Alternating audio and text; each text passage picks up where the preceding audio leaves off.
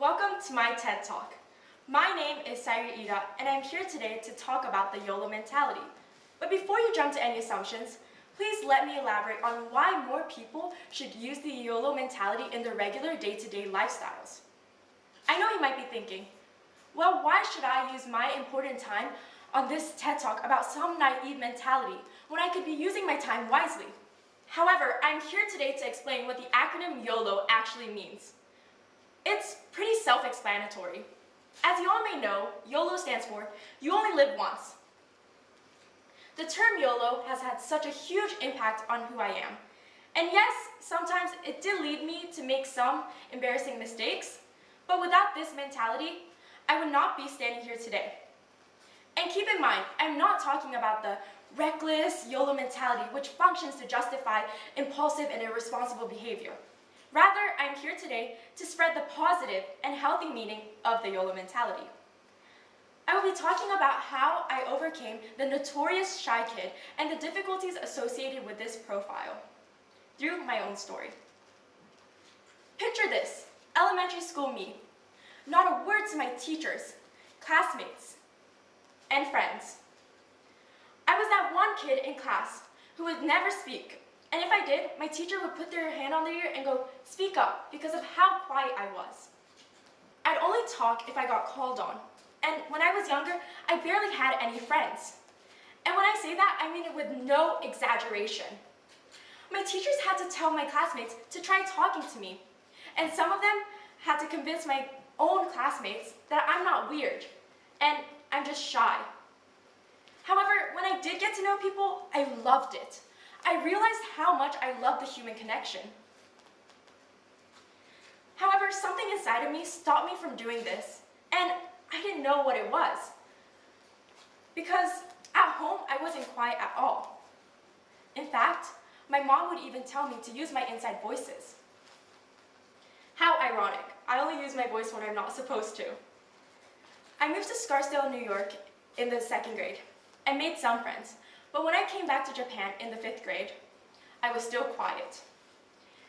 And my teachers had to do that thing again to force my friends to be nice to me. And to be honest, at that point, I was pretty used to it. I mean, it was a me problem that others tried to fix. So, to graduate elementary school, we had to do this thing called the 5th grade exhibition. And that was a nightmare. The exhibition was a huge end-of-the-year event where classmates would pair up to present a global issue.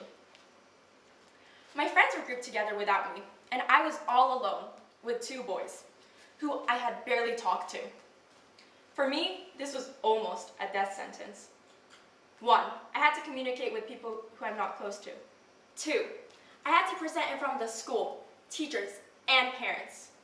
And 3, I had to do my least favorite thing, putting myself out there and being vulnerable. So a month passes, and it's the day of the exhibition. Surprise! I was my shy and awkward self, refused to talk, and hid in the bathroom. And I was just wishing that this miserable day would end already. I ultimately ended up doing my presentation with my group, but my eyes were focused on the ground the whole entire time.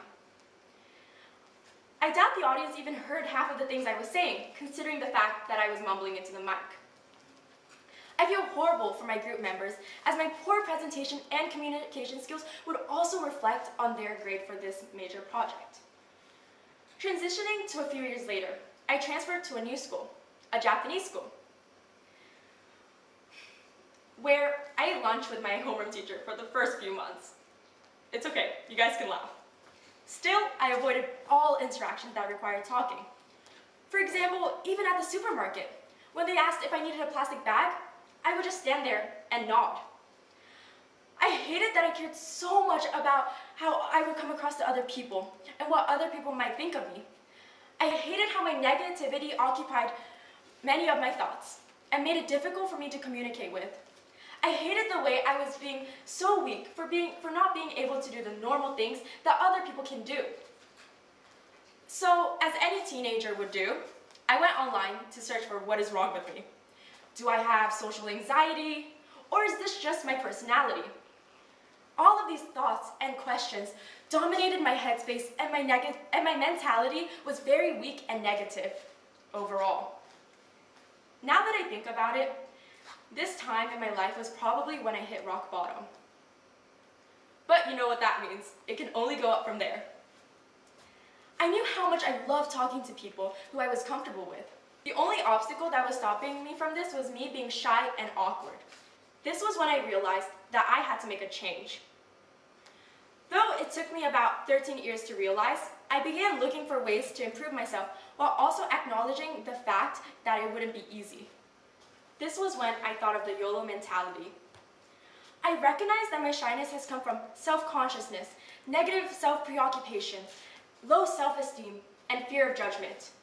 I also noticed that I often made unrealistic social comparisons, pitting myself against the most vibrant or outgoing individuals and telling myself that I could never be one of them.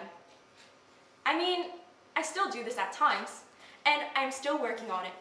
But I realized that I have to believe in myself and that I only live once. So I need to do what I have to and want to do. Even if it's something as small as like telling the person in front of you that they've dropped something, or even saying hi to someone in the hallways. Freshman year was when my debate journey began. I continued debate all through 9th, 10th, and 11th grade, and even won a speaker award. I also entered the speech contest twice and was awarded the All-Star Award both times. On top of that, I was an MC at Seisen's annual talent show. And during the summer, I also volunteered at a summer camp, which forced me to go outside my comfort zone. I'm also in the student council, and now I'm here doing a TED Talk. I also want to mention that I am proud of these accomplishments, but I am also proud of the ones that nobody really talks about. After gaining this mentality, I was able to make friends. I joined multiple clubs, actively participated in class, talked to teachers when I need help, and gained the ability to talk to anyone without being afraid. Public speaking has now become my passion, and it's something that I'm very comfortable with. Many say that public speaking is a skill that you were born with, but I think my case disproves this myth. I was able to develop these skills. As you can see from my rocky past, I certainly was not born with public speaking skills. But because of my efforts and growth, I'm here today doing a TED Talk. I would have never dreamed of such a thing. Going back to my first question I asked in the very beginning, what does YOLO mentality mean to me? I believe that the YOLO mentality is a reminder to do what I really want to do because I only live once. Although some interpret it in a bad way, I would like to redefine what it is and should be accepted for. Many people use the YOLO mentality as an excuse to slack off, live irresponsibly and recklessly. But I don't see this as a YOLO mentality. I think YOLO mentality means living your life to the fullest and truly making each day count, not wasting your life. Caring about your life, your mind, and your heart. Because in the end, you're the only one you'll have. Think about it. You're the only one who will stick by your side forever, so you have to treat yourself in the best way you can and be the best person you can be. It's about not caring about what others think, because who cares? Also, people are so caught up in their own lives, too worried about other concerns to give a crap about something you might be completely caught up in. That's what YOLO mentality means to me. In the end, it's just a short and casual way of summarizing everything I just said. So I hope you take my definition of YOLO mentality and try incorporating it into your daily life, even in the smallest ways. Whether this means do that performance you're very nervous about, or even getting up in the morning for that run you're dreading. This YOLO mentality will help you in many aspects of your life.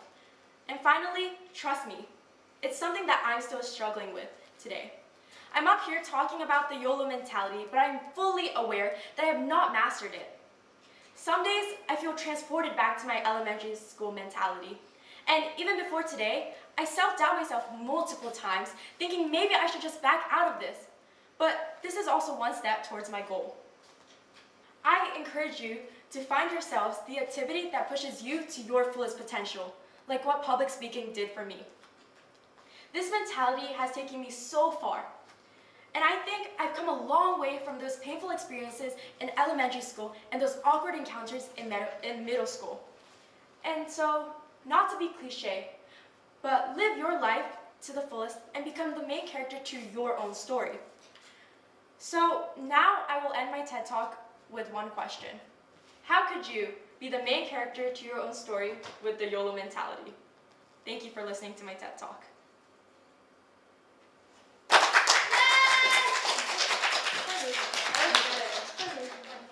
Comment